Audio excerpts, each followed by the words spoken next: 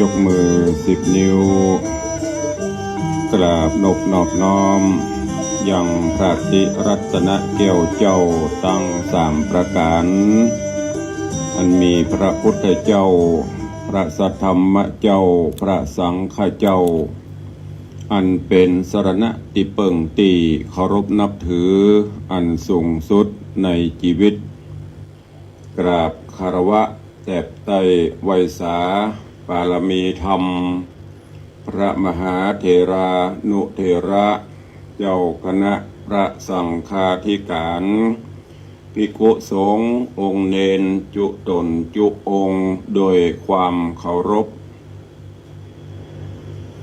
ขอเจริญสุขเจริญพรสาธุชนญาติโยมพุทธบริษัทติ่นจองห้องวัดจุหนุ่มเท่าใจยิงก็ขอน้อมต้อนรับทุกท่านเข้าสู่รายการมรดกธรรมกำเมืองและสารธรรมกำเมืองทางสถานีวิทยุกระจายเสียงพระพุทธศาสนาแห่งชาติและสังคมคลื่นเพื่อการศึกษาพระพุทธศาสนาและวัฒนธรรมคลื่นพระพุทธศาสนาและจริยธรรมส่งสัญญาณออกอากาศทางสถานีวิทยุวัดฝ่ายหินตำบลสุเทพอำเภอเมืองจังหวัดเชียงใหม่ในระบบคลื่นความถี่ FM 104.50 เมกะเฮิรตซ์สถานีวิทยุคลื่นพระพุทธศาสนาและจริยธรรมในความอุปถัมภ์ของมูลนิธิพระบรมธาตุเจ้าดอยสุเทพในเมตตาพ่อครูวรบนามวงพรหมผู้อำนวยการสถานีเมตตาปรมีท่านเจ้าจันทร์พระมหาประสิทธิ์ผู้ควบคุมดูแลเทคนิคการกระจายเสียงส่งสัญญาณออกอากาศทางคลื่นความถี่ FM 96.0 เมกะเฮิรตซ์พร้อมกันนี้ก็ขอยกมือ10 นิ้วถวายการต้อนรับและเจริญพรต้อนรับครูบาอาจารย์พระเจ้าประสงค์องค์สามเณรจุตนจุองค์ตลอดจนญาติโยมสาธุชนที่ได้เข้ามาติดตามรับชมรับฟังทางภาพและเสียงการไลฟ์สดต่างเฟซบุ๊กไลฟ์ของวัดวังสิงห์คำเฟซบุ๊กไลฟ์ของธรรมะภาคเหนือเฟซบุ๊กไลฟ์ของทีวีวัดฝ่ายหินเฟซบุ๊กไลฟ์ของ104ธรรมะคลายเครียดเฟซบุ๊กไลฟ์ของท่านพระครูสมุวิสุวัตรวรกิโจตลอดจนหน้าจอเฟซบุ๊กไลฟ์ของ FC แฟนรายการที่ได้กดแชร์กดลิงก์แชร์รายการนี้ไปยังกลุ่มเพื่อนๆของทุกท่านตัวน้อมถวายการต้อนรับท่านเจ้าพระครูวิมลวรวัตรหรือว่าท่านเจ้าวัดพวกจ้างเนาะพวกจ้างเงินปอเสรอหลักเลนกราบพระพรหมสาธุกราบเหมือนกันนะครับเนอะเจริญพรต้อนรับปีนันจรันปิยาจันทร์อาสลมดอยซิวเจริญพรต้อนรับโยมปีอัญชลีคำกิตติกำลังเข้ามาชมทางเฟซบุ๊กไลฟ์กำลังไหลกันเข้ามาก็ต้องขอประทานอภัยสุมาอภัยเนอะหลายวันหายไปจากหน้าจอแต่เสียงยังอยู่นะก็ทั้งนี้ทั้งนั้นก็เพราะศาสนกิจแล้วก็ทางด้านเทคนิคก็ขัดข้องฝนตกฝนทำอินเทอร์เน็ตก็ล่มก็ว่าก็เตรียมตัวจะดีกำลังจะจัดเปิดเข้าไปไม่มีอินเทอร์เน็ต ก็เลยเอาเทปออกแกนไปก่อนวันนี้สดร้อนจากเตา ในวังนะขอบพระคุณทุกท่านที่ยังติดตามกันด้วยดีเสมอมาเนอะรายการนี้ดำเนินโดยกล่าวกับผมอาตมภาพพระครูวิสิทธิ์ศรีลาภรณ์รองเจ้าคณะอำเภอเมืองเชียงใหม่เจ้าอาวาสวัดวังสิงห์คำตำบลประแดดอำเภอเมืองจังหวัดเชียงใหม่หรือตุลุงในวังเป็นผู้ดำเนินรายการเนอะมาพบมาปะพร้อมกับด้วยเสียงธรรมตลอดจนสาระคติเรื่องราวต่างๆนำมาเสนอเพื่อเป็นข้อคิดเตือนจิตเตือนใจ พื่อที่จะได้น้อมนำไปประพฤติปฏิบัติในช่วงนี้ก็ฟ้าฝนเนาะตกตึงบ่วันตกตึงบ่คืนแต่ว่ากันยังแควน้อยหันแดดสดมาให้กำก็นึกว่าจะเป่งเข้ามาซัดแห่ลงมาให้เหมาะพระเจ้าก็ยังซิก็อยู่ก็ตันตีอยู่ใกล้แม่น้ำลำคลองเนอะใกล้ป่าใกล้เขาเชิงเขาเชิงดอยโดยความเป็นห่วงจากตุลุงในวังเนอะก็พยายามระมัดระวังเปิ้นมีแจ้งเตือนอย่างก็คือปฏิบัติตามเนอะแต่ละจนช่วงนี้ดินมันจะอิ่มน้ำเพราะว่าปีแล้วขี้เปอะขี้โคลนยังมาหายเด้อเดี๋ยวนี้มันจะเริ่มมาทำแล้วนะเจริญปอนเด้อโยมแม่เลี้ยงสุมาลีพูดงามกำลังเข้ามาอยู่สาธุดินมันอิ่มเมื่อฝนตกหนักตกหลายวันมันก็ยั่วว่าดินมันแตกมันยั่วดินก็จะสไลด์ลงต้นไม้ต้นตอกอย่างเมื่อก่อนเขาจะกลัวกับตำหิมน้ำปิงน้ำท่วมไปเดี๋ยวนี้ปุ้นไปตั้งห่างดงไปตั้งสันปะตองดอยหล่อไปตั้งแม่นนะไปตั้งสันปะตองไปตั้งดอยหล่อปุ้นไปตั้งจอมตองปุ้นน้ำท่วมว่ะ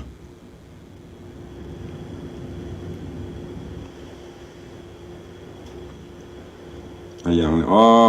ท่านเจ้าพระครูวิมลวรวัฒน์มหาพรหมวิมลวัฒน์บอกว่าสัตพันธ์บนหลังคาหยวดลง แต่ว่าหันเปิ้นอันไล่สดอยู่แต่ว่าหันเปิ้นแจ้งเปิ้นไล่อยู่สัตพันธ์ที่เปิ้นเอาวางบนหลังคามันเป็นไม้เนาะอันเนี้ยฝนตก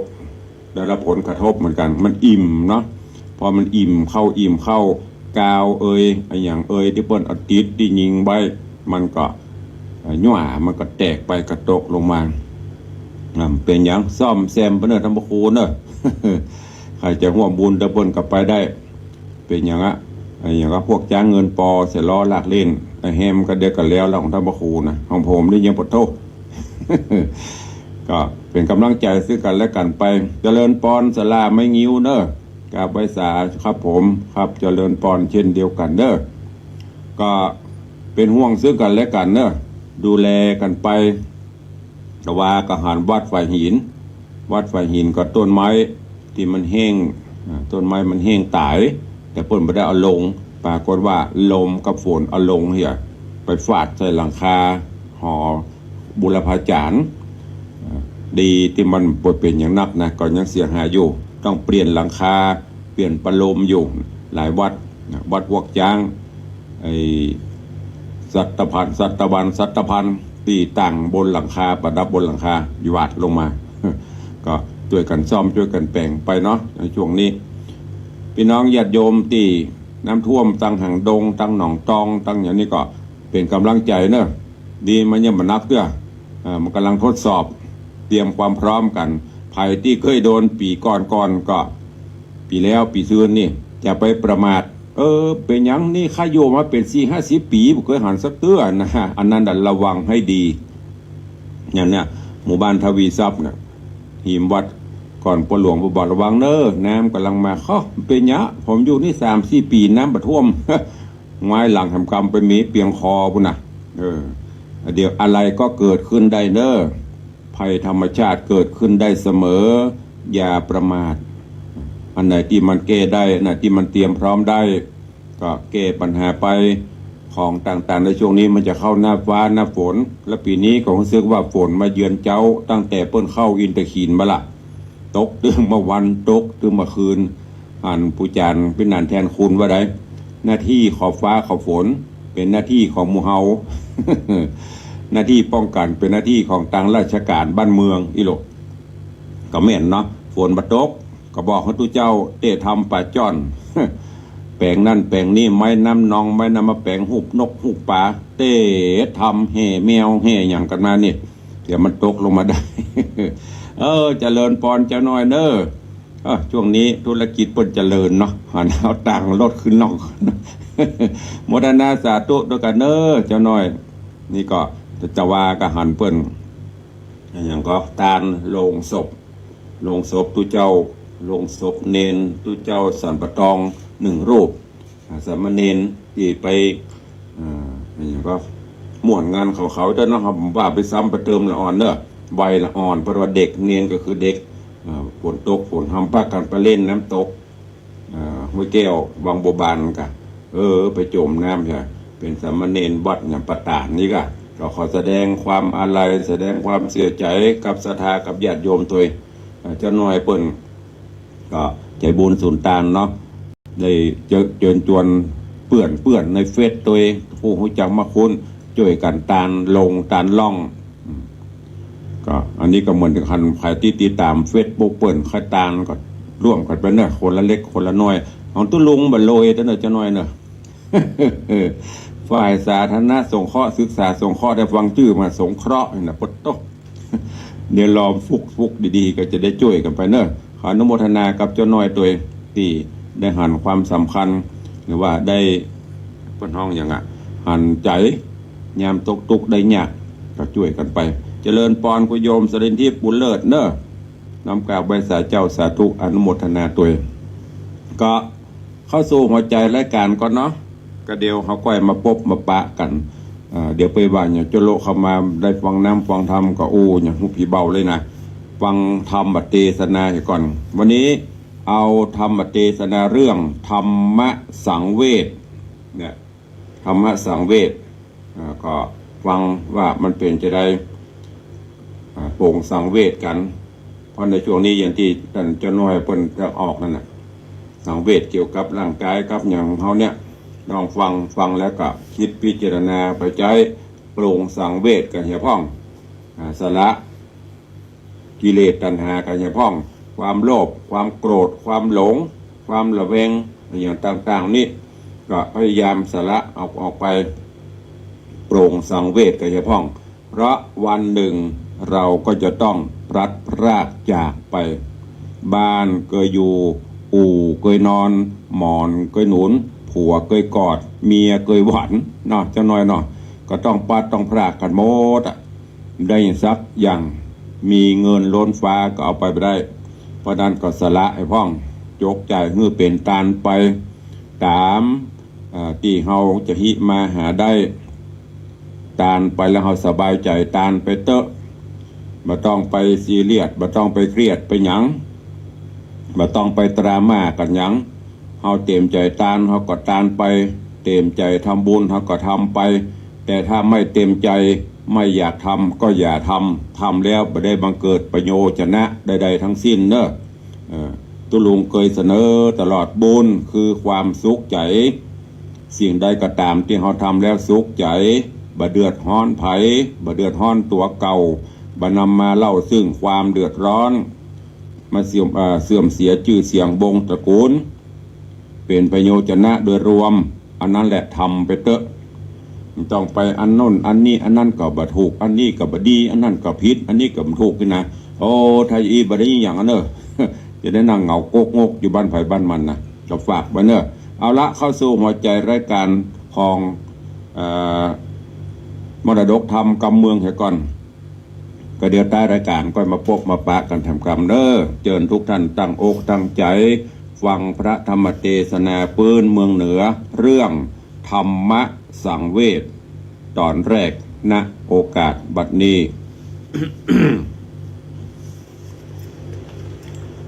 นะโมตัสสะภะคะวะโตอะระหะโตสัมมาสัมพุทธัสสะ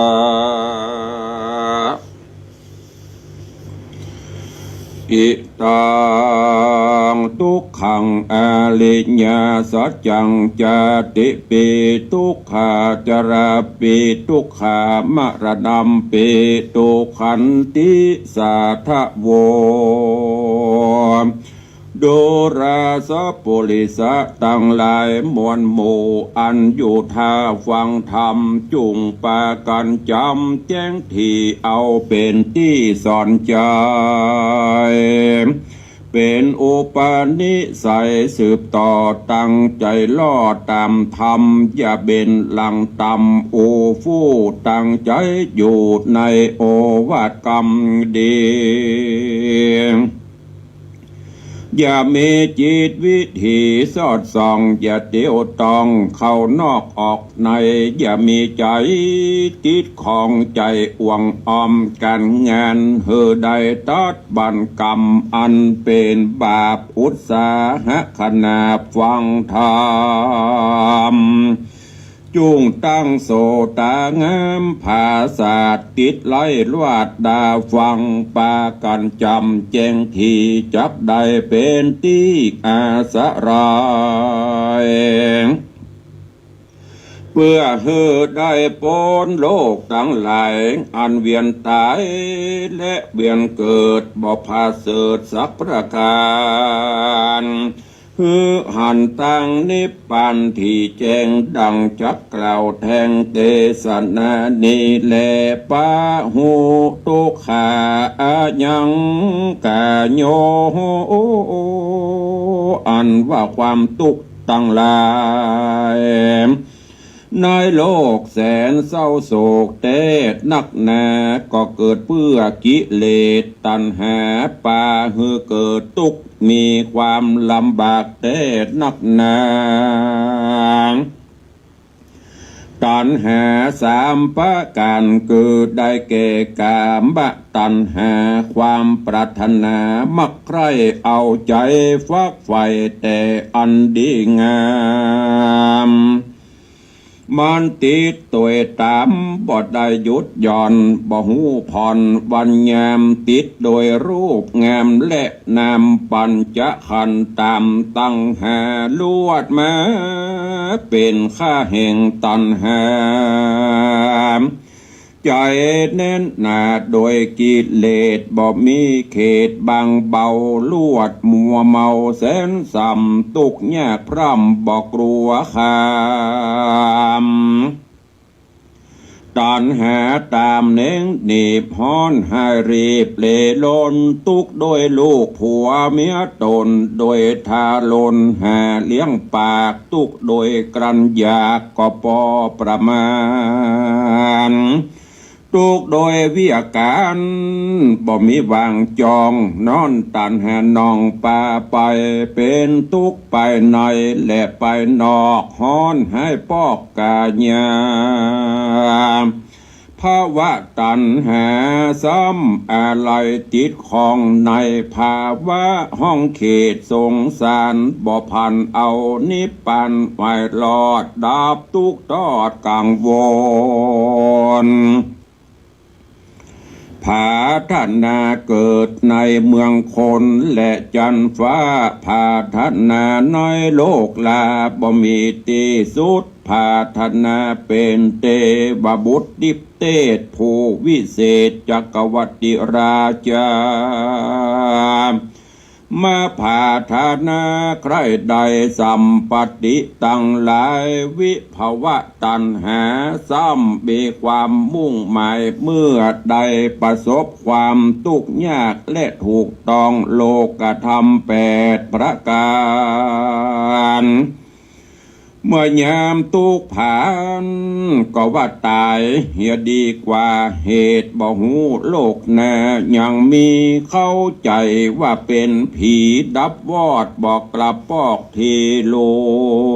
นเข้าใจว่าโลกแน่สูญเสียเปล่านั่นแลวิภวะตัณหาปาฮือเกิดทุกข์ยากบ่ได้ภาสจากก็บ่พ้นทุกข์ยากในโลกสงสารบ่หันตั้งนิพพานโดยง่ายยอมเวียนตายและเกิดใจอย่าได้ประมาทลาสามจงรีบหาโอกาสอุตสาหะปั้มเป่งบุญจักเป็นกุลไปนาจุงถือศีล5ศีล8ประการ จำศีลกินตานอย่าขาดจริงจักโป้นบวงบาทแห่งพญามารอันประตูกไหนทรงสารบ่อาจได้สังฆญานับได้เป็นตุกหาเลี้ยงคอและใส่ตุกคำเจ้าและบัญญามตุกติดตามขันตั้งแห่บ่เปล่งแน่หมายใจตุกโดยลูกผัวเมียสะไหลกันอยู่เป็นตุกกับกู้แฝงกันบ่มีสมบัติตันตามไฟกึดใครใดซ้ำบ่สมกรรมปรารถนาแสนเวทนาทุกขาดแต่เล่ายามเมื่อเลี้ยงลูกเต่าก็ยากแต่นักหนายามลูกเกิดออกมาก็ลำบากส่วนว่าร่างกายผู้เป็นพ่อแม่เต็มผู้เป็นแม่เต็มไปโดยเลือดเหม็นโอไปสลาบเหือใครอาบจุวันคืนผ้าถ่ายลายพื้นซักฟอกเลือดยางออกหลายวันแสบคันก็มีพร้อมเสียงหน้าตามองเมียงเปิดเลืองไปเลือดยางใครเม้นับโบสการออกลูกก็เป็นอันลำบากดาตายหายใจเกือบวายวอดกำลังตอดลืมคิงตาดำพิงกำเศร้านั่งเติกเต้าอิงฝาลูกเกิดออกมาจำเป็นได้ปกได้ปอกผ้าถ่ายออกเดินยังย้อนบ่าลูกน้อยมาขี้เหี่ยวเปียมากได้ซักตาคนไปมาก็เป็นตุกขาอันหนึ่งโสดเป็นตุกโดดกับสงสารได้กลั้นอาหารพิษแผกกลัวเปียที่แตกไปนายกันโอกันใจยุดย่อนกลัวลูกน้อยอ่อนเป็นเปียที่กังวลจำแม่จำเป็นได้อดทนกันอยากอิดหิวมากร่างกายก็ปอเปียปอผอมตุกบ่ได้รับนอนเป็นการดาดยามเมื่อลูกน้อยร้องไห้ก็แม่จำเป็นได้พอเล็งหานล้างเตื้อตาละกาขี้เหี่ยวแปดพาล้างเตื้อก็มากลัวเหยือกกลัวมัดให้มาคบยำในลูกอ่อนเอาผ้าผ่อนปกงามแม่ก็มาก็อ่อยโยบกำหอบอุ้มเอาสองมือตุ้มปั่นกินนมแสนตุกเวบนหอนแล้วตุกไม่เอาทมทองป้อและแม่เจ้าตั้งสองเปลี่ยนกันรับนอนกามมาตันหาป้าสอนเหิดตุกเมื่อเกิดบ่อพาเสดในสงสารตุกป่ามันและพาสูตรตุกพอลูกกุมารตุกเพราะศัตรูมีหลายจาดเป็นเจ็บไข้ใดเปียที่เป็นหูหนวกเป็นข้างสางและหูบ่อเป็นมองคอกัดลมหายใจเป็นวัดจำไอเมื่อยไข้บอกหูใดว่าเป็นสังจา เหตุว่าอาตาลากาบ่จ้างปากเป็นตุกลำบากเลี้ยงลูกบุตรตา เมื่อใดและบ่หมดตันหาก็บ่พ้นจากทุกข์โดยง่ายตู้เกาะกายสืบไปยาวเลี้ยงลูกหัวสาวเบาก็พอดีพอหาอยู่การเลี้ยงหลายกู้แสนลำบากนักหนา บางพ้องก็มาให้กินปลาบางพ้องก็มาให้กินข้าวพ้องก็มาให้โลบเหลากินนมพ้องหัวเข่าปมไปบ่ได้มานั่งร้องไห้ฮืออุ้มไปพ่อแม่ก็แม่ตุกใจขนาดกลัวลูกลำบากได้ก็เจ็บเป็นกลัวเด็กเสียแข้งขากันบ่อยู่รักษาก็จักเสียองค์กะแต่เล่านั่งอยู่เฝ้าลูกเต่าจนปอวิทย์เวียกวิทย์กันบ่ได้ไปจำศีลกินตาล ก็เปื้อนเจ้าบานเงียสร้างอันใดก็วิทย์วางติ้วหาบก่อนหัวดาบ่ได้จับหมอนพักผ่อนกินอันใดก็ได้หยุดหย่อนกลัวลูกเต่าอ่อนบ่ได้กินอิ่มเต็มใจผ้านุ่งขัวบายก็หาซื้อแลกเอาใจแจกหือลูกเต่าก็บอกกุมลอดเทิงไหนลูกคนใดบ่ได้ก็มาร้องหาอายโจโอนพ่อแม่ไทยบ่ได้ตุ้มห่มแม่นเจ็บไข้สันดายก็บอดได้หยุดหย่อนเพราะว่าลูกเต่าอ่อนกวนขี้บ่ได้รับนอนดีและหนาวห่มผ้าลูกผู้หนึ่งมาจวาผู้หนึ่งมาถีบผู้หนึ่งมายันผ้านุ่งก็มาปา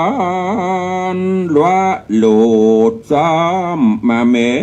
นบูดและเม็นจาง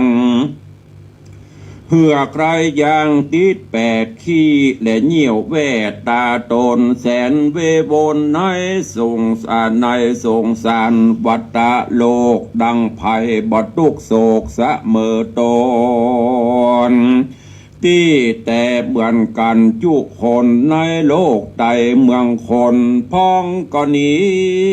พรากละกันไปอยู่พันต่างใหม่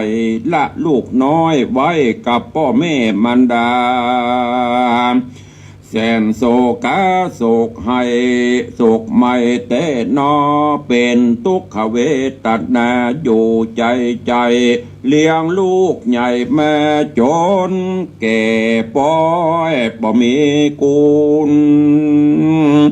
ต่อพ่อและแม่สักประการปล่อยฮื้อพ่อแม่ทุกผ่านลำบากหาเลี้ยงปากตนตายบอกเกิดถึงกุลลายของพ่อและแม่อันใดแผ่เมตตามาเป็นคนอันตะปลาใบบอดบอกเกินรอดกุลไปเอาตาวิสัยตัววาดดีจิมตาปิตาพ่อแม่มันดาบ่อสะแวงหาเลี้ยงโดอุปถากฮือพ่อแม่กันอยากเวทนาพ่อแม่เป็นโรคกาพญาตบ่เสาะสอดยามาใส่เลี้ยงลูกเต้าขึ้นใหญ่แล้วซ้ำว่าบ่เป็นประโยชนะอันนี้ก็เป็นกับโดยสงสารก็เพราะวิบากกรรมแห่งไผ่มันอันตนได้สร้างมาปางก่อนบาปบุญนั้นบ่หอนหายกลายติดตาม ามไปทุกญาติเหมือนมาไล่เนื้ออาจติดตามบ่สวะวางโดยง่ายเมื่อใดและบ่เข้าข่ายแห่งมหานครเวียงแก้วนิพพานยอมจากได้ทุกในสงสารมูลไปมาตายเกิดไทยกำเนิดเวียนวนหลังจากเกิดเป็นคนลำบากเปียที่มากเบียนตนกรรมมาพระจนต่างเป็นโรคต่างไอจามเป็นปุ่มหลามต้องใหญ่เป็นปากก้อยบวมปองเป็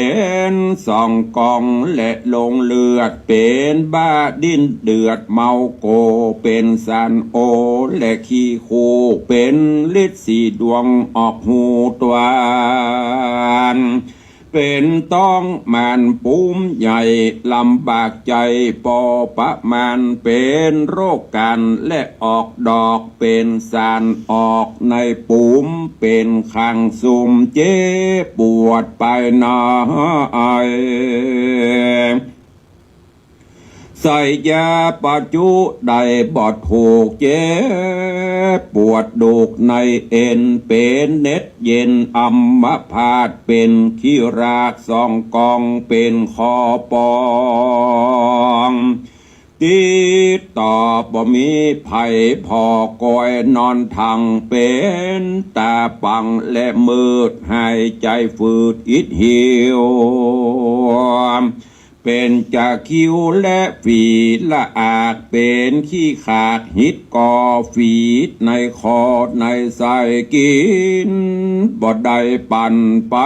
มาเป็นเจ็บตาปวดเขียว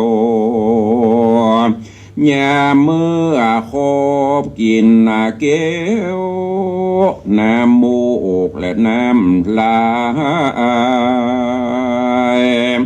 เปียทิโลกาจักสังขญานับบ่ได้บ่มีภายแต่งไว้ฮือเฮาเป็นแต่เฮากะตำไว้จาดก่อนมันบ่ผ่อนจุนหายดูราซอปุริสะตั้งหลายตั้งยิงและใจสมณเพศฟังธรรมะสั่งเวทแล้วฮือพิจารณาฮือที่เอาเป็นที่นายสงสารฮือพันเอานิพพานเวียงแก้วบ่ฮือได้เวียนเกิดเวียนตายย้อนทุกข์ต่างหลายในโลกเป็นที่เศร้าโศกมองใจรีบกระทำบุญไปอย่าขาดอย่าได้เกิดเป็นมนุษยชาติเสียได้จงรักษาคงไว้รักษาศีล5ศีล8ภาวนา8ทำไปอย่าเป็นคนจังไรใจบาปอย่าจ่าฮึกอย่าบุบตีจุงเมตตาภาณีแก่คนและสัตว์อย่าฆ่าตัดเข็นฆ่าฮือตั้งหน้าต่อตานาปาลามีเว้นกรรมบดดีฮึกหยาบบ่สุภาพก่อห้องธรรม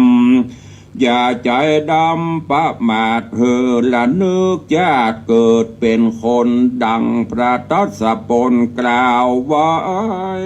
ว่าเป็นของหาได้ยากเด็ดนักหนาการได้เกิดมาเป็นคนก็เป็นบุญอันประเสริฐได้มาพบศาสนาเลิศคำสอนควรดีใส่ใจปั้มเป่งไปตัดบันใจเอาเป็นว่าคราวเป็นวางอย่าเอาตัว เหินห่างจากศีลธรรมจุงไว้นบคบยำจุวันคืนคำเจ้าล่ำเปิงกุลพระเจ้าบทว่าปุถโธอรหังทุกลมดังเข้าออกเปือฟอกจากมนทินจุงหากินตั้งจอบประกอบโดยอาชีวกรรมมีการซื้อขายจ่ายแลกบ่เฮือพิษแพกจากศีลธรรมเฮือเว้นจากกรรมอันเป็นบาปก็คืออย่าฆ่าคนมนุษย์ชาติอย่าขายเครื่องขาดค่าจีวาอย่าขายสัตว์นานาอันต้านค่าอย่าขายน้ำบ้าฟินสุราอย่าขายปิดงวนสัญญาอันคนกินตายใบวอดจุงละตอดสววางฮึกหากินตั้งสุภาพมีตนว่ากสิกรรมเพาะปลูกเลี้ยงงัวควายเอาลูกใจเพื่อไทยและก้าขายไปตามจอบอันประกอบโดยสุจริตกรรมเว้นจากอาโกศลกรร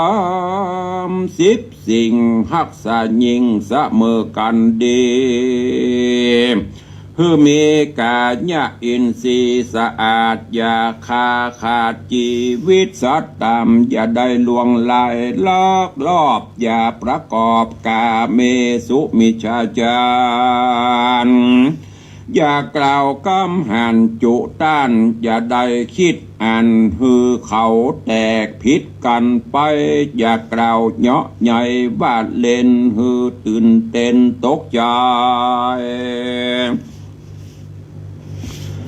ตื่นเต้นตกใจบ่ตั้งใจอยู่ในธรรมอย่ากล่าวกรรมฮึกหยาบอย่าจะกำราบฟันแต่งเป็นกรรมแข่งหยาบจ้าเป็นกรรมสวกกลาจาดั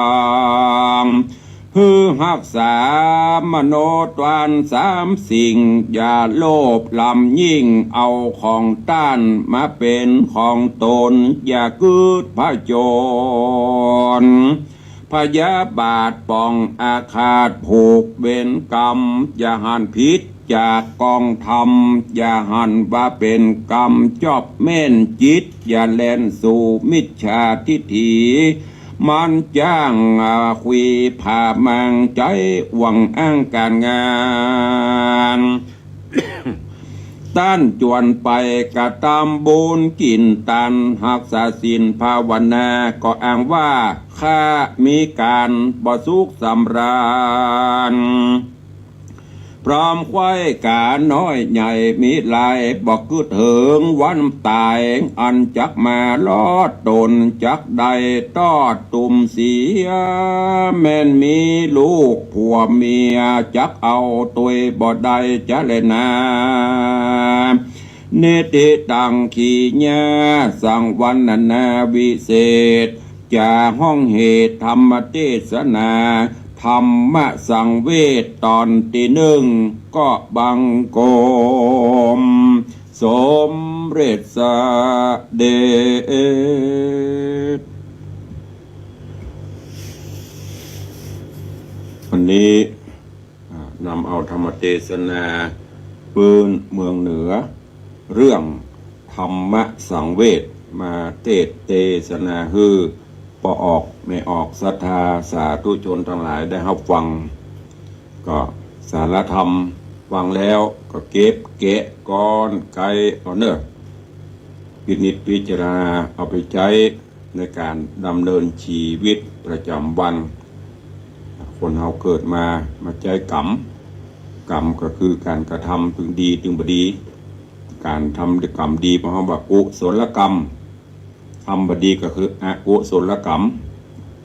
มี2 อย่างเนี้ยคือชั่วกับดีเขาพยายามทำในสิ่งที่ดีละเว้นชั่วแล้วก็พรรณนาถึงการเลี้ยงลูกเลี้ยงเต้าเมื่อก่อนกับปัจจุบันนี้มันยังต่างกันนะการเลี้ยงลูกเลี้ยงเต้าเมื่อก่อนนี่โอ้ ตุลุงเคยเล่าในตอนก่อนๆแม้แต่ผ้าอ้อมผ้าปกผ้าปอกเมื่อก่อนนี้พอไม่ยิง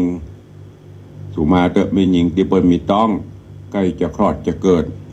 บ้านใกล้เงินเคียงเปิ้นก็จะเอาผ้าถุงหรือบ้านเฮาห้องสิ้นเก่าสิ้นอย่างนี้มาตัดเป็นบังเป็นผืนน้อยๆแล้วก็เอามาเป็นผ้าอ้อมไปมอบเหมือนกันมันบะเดียวมันมีแพมเพิร์สมีแพมแพท มีผ้าอูงามมันมีหมอนข้างเกิดออกมาปุ๊บพ่อแม่เมื่อก่อนนี่ก็เกิดเพราะแม่จังหมอตำเยขอดกันไป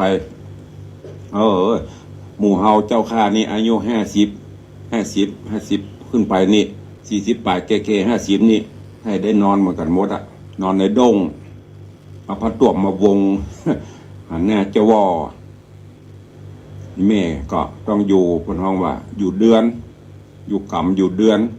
ก็ต้องถึงถุงมือถุงตีนถึงหมวกอุ่นบุ่มอยู่ในโซดปุ่นแอร์กับมีพัดลมกับบะมี กินข้าวจีกินข้าวกับแคบหมู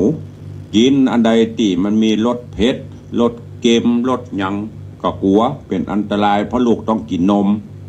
มีนมชงมีอาหารเสริมเหมือนบะเดียวเลี้ยงลูกเลี้ยงเต้ามาก่อนนะบะเดียวนี่มันได้ง่ายนะมันเลยบอกให้หูกูลปอกกูลแม่ไปอย่างกำโจงใส่อู เปิดเพลงมันฟังตะเล่ได้รับปุ๋ยแต่ก่อนได้จ้า ลูกกว่าจะได้ลูกจะรับจะนอนหล่นไปแง่การก็ได้แง่หล่นมาพอมะนะอันนี้คือพระคุณอันยิ่งใหญ่ของพ่อของแม่นะเลี้ยงลูกเลี้ยงเต้าในธรรมเพิ่นบอกปัตตะกี้เลี้ยงแล้วก็ไม่ได้หวังอย่างนั้นขอลูกเป็นคนดีมาเป็นคนชั่วนำชื่อเสียงมาสู่ครอบครัวกับปลื้มใจบ่หวังที่ว่าเลี้ยงลูกเขาเป็นขี้แคบขี้ยานะอบรมพร่ำสอนแต่ก่อนนี้ไม่เร็วไม่เซ่ รุ่นเฮาเขา50-60โดนหมดการบรรยมพ่องไม่เซ่พ่องหรือบ้านตันเนี่ยก็โดนนั่นเนอะหล่นตันกับตำบัดตันกับบอกเดี๋ยวนี้เขาเลี้ยงลูกเลี้ยงเต้าอย่างไข่ในหินเนี่ยอีล่าอย่างตุลุงบอกนะเลี้ยงลูกเดียวมันแทบไม่ได้เหยียบขี้ไก่ไม่ได้เยี่ยมขี้ดินน่ะ8 โมง6 โมงไป7 โมงรถมาฮับแป๊บข่วยเอาตีนอนมาเอาเข้าน้ำมากินไปขึ้นรถ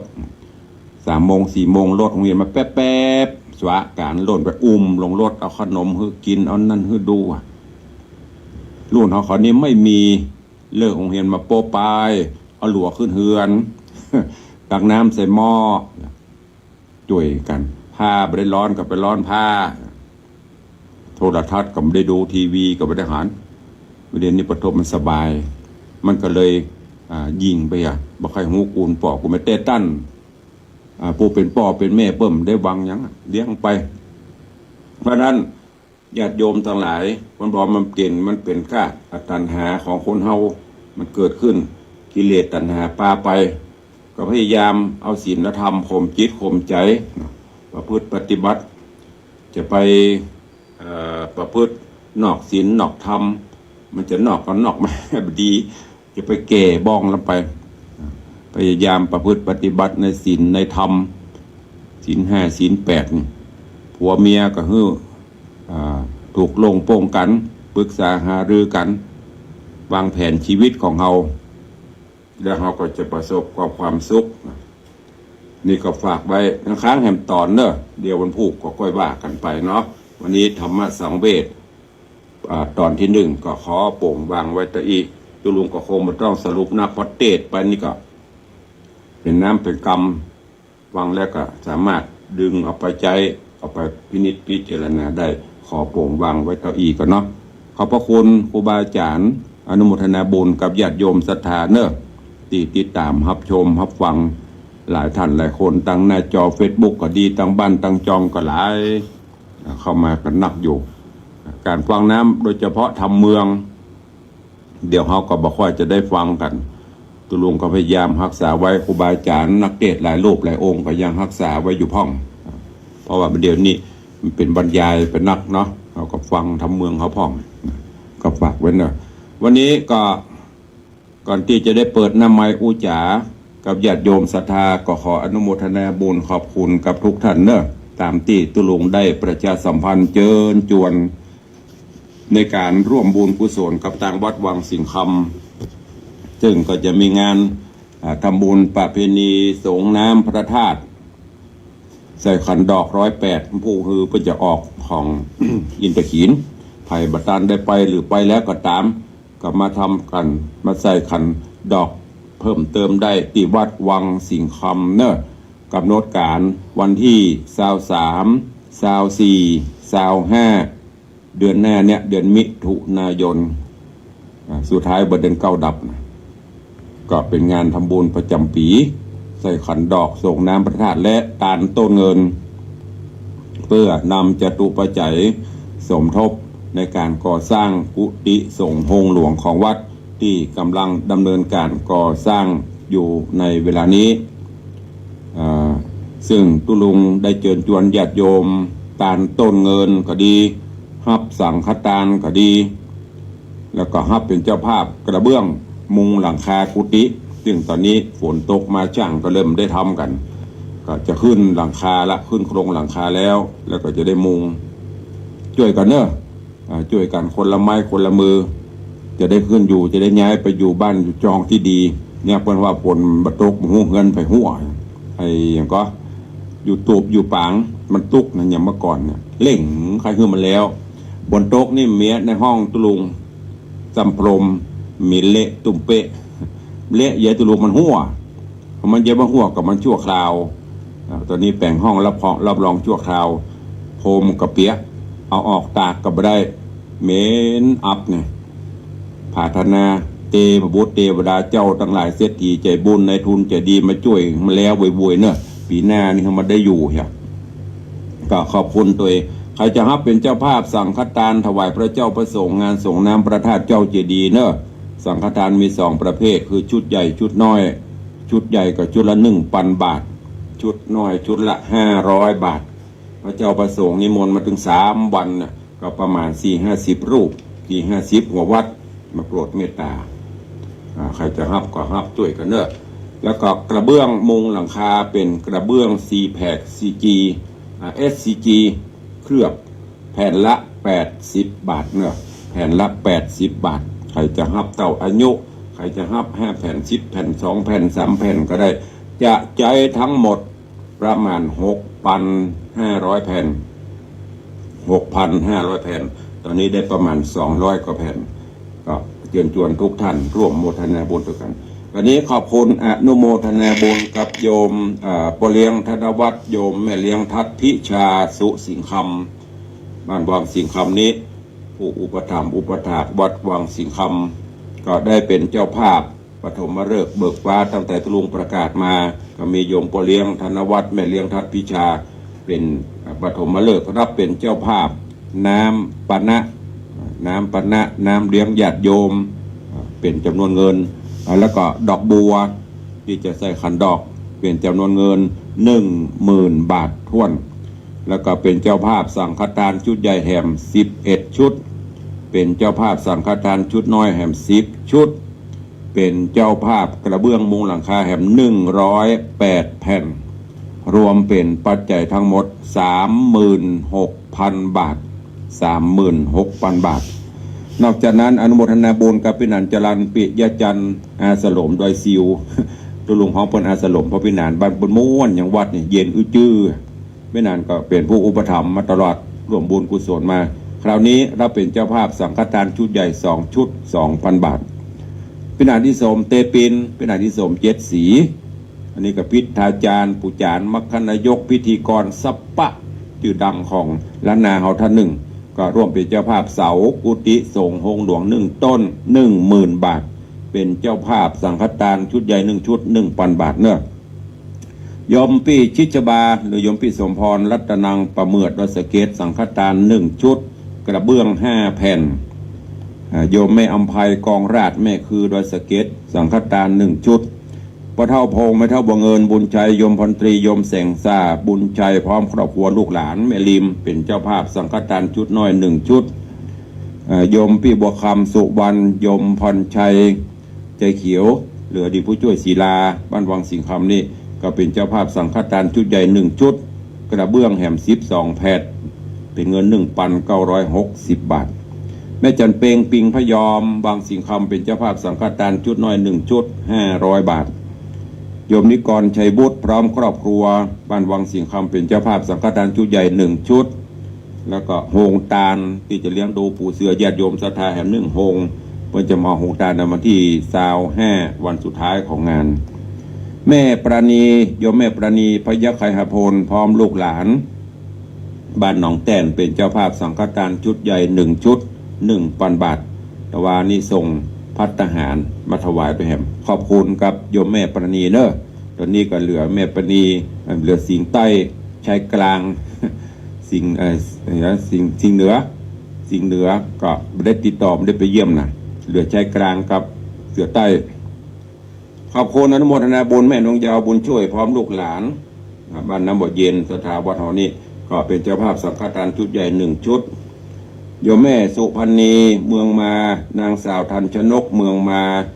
ร่วมเป็นเจ้าภาพสังฆทานชุดน้อย1 ชุด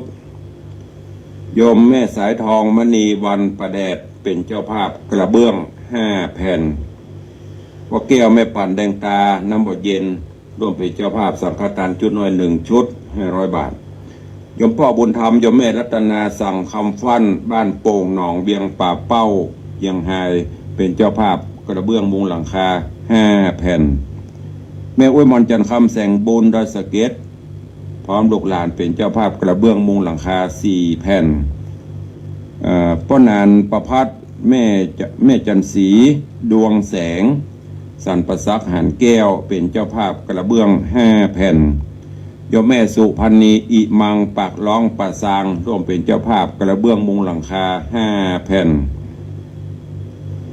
โยมแม่ศรีพันธ์มณีโชติพร้อมลูกหลานหมู่บ้านอนุสารใกล้โรงพยาบาลใกล้หมอ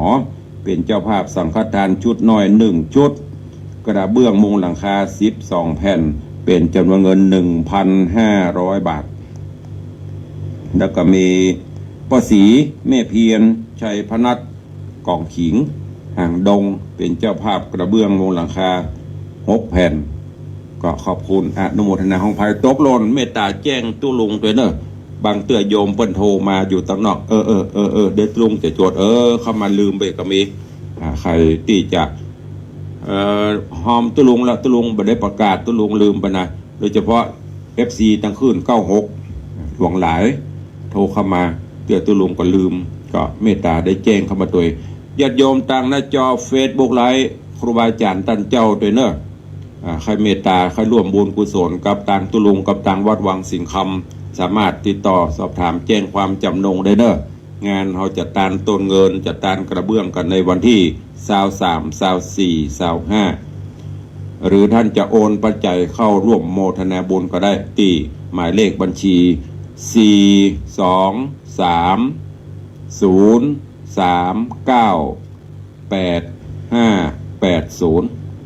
42330398580ธนาคารกรุงเทพเนอะสามารถโอนเข้ามาได้ ไม่ต้องกลัวไม่ต้องห่วงเรื่องปัจจัยไม่ต้องกลัวศูนย์ดินศูนย์ทรายหายวับเนอะตุลุงพิธีพิถันแล้วก็ทำปัญหาละเอียดเกี่ยวกับการเงินนี่เป็นอย่างยิ่งทุกบาททุกสตางค์จดเอาลายหมายเอาชื่อไว้หมดตรวจสอบได้ตลอด24 ชั่วโมงห้องปบตอบได้ปั๊บมีในบัญชีกองเต็มโต๊ะนี่เนอะไผ่ห้อมกระเบื้องไผ่ห้อมทรายไผ่ห้อมไม้กำไผ่ห้อมอย่างมีมดอันนี้ก็ฝากไว้กับญาติโยมทั้งหลายตัวเปิดหน้าไม้ฮับสายตั้งบ้านสักน้อยเพื่อจะมีใครอู้ใครจ่าตัวสักสาย2 สายทดเวลาหน่อยเข้ามาได้เนอะใครจะอู้ตัวตุลุง0817836540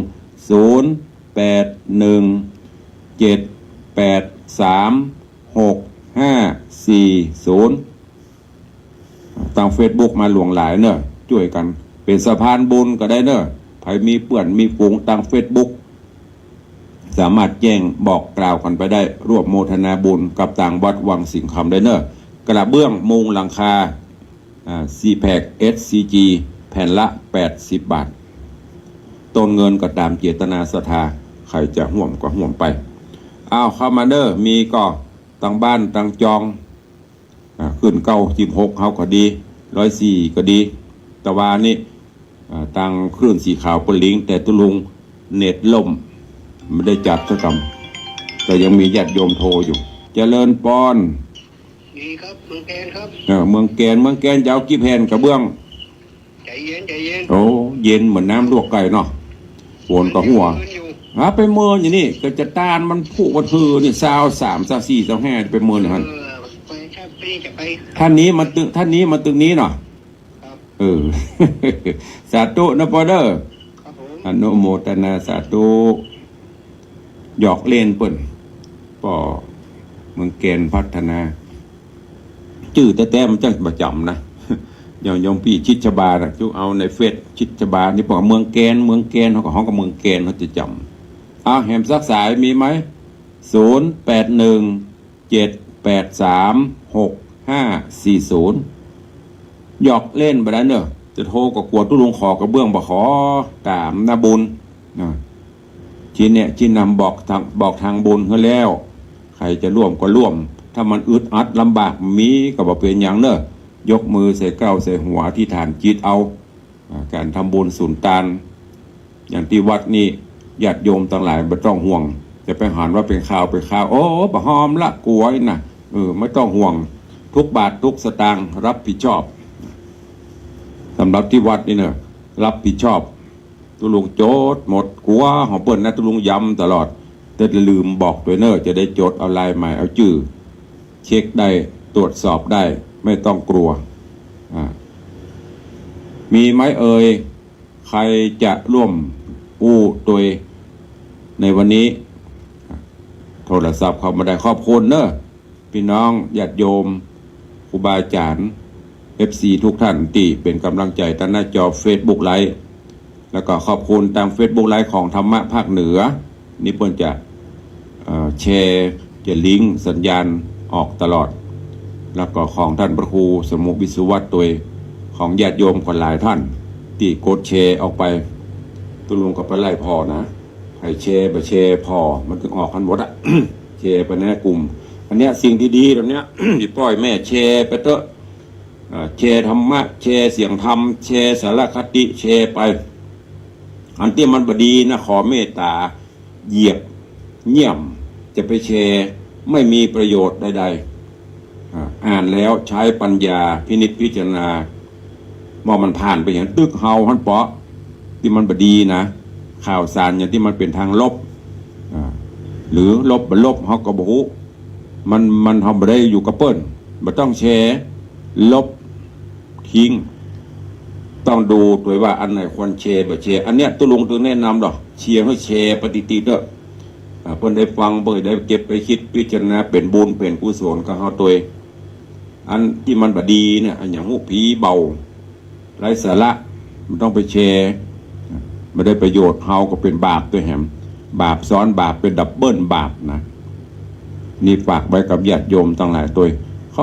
นายกกำลังเข้าประเดี๋ยวลูกขวายเนาะ ท่านนายกเจริญคำยามาปเลี้ยงบอกว่าสั่งน้ำที่บ้านนายกก็ได้จะประสานไปน้ำดื่มเนอะท่านนายกเจริญมันมีโรงงานอีกก็คงจะต้องติดต่อประสานด้วยแล้วก็เอากระเบื้องมาหอมด้วยเด้อ มารับเป็นจะเบื้องก็ภาพกระเบื้องมานักมานาขอสักปันแผ่นเก่าละ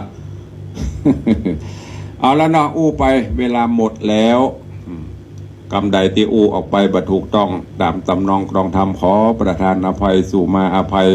กับครูบาอาจารย์ญาติโยมศรัทธาเนออันไหนที่มีสาระ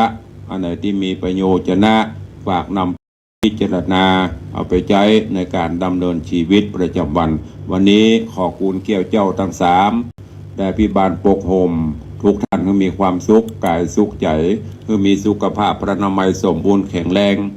ไปทางใดก็ขอแกล้วกราดปลอดภัย หิปันมาหาปันได้เหมือนกันจุตนจุองค์จุผู้จุโคนเนอร์ยัตตาโลธรรมาวัตันติอายุวันโนสุขังพะลัง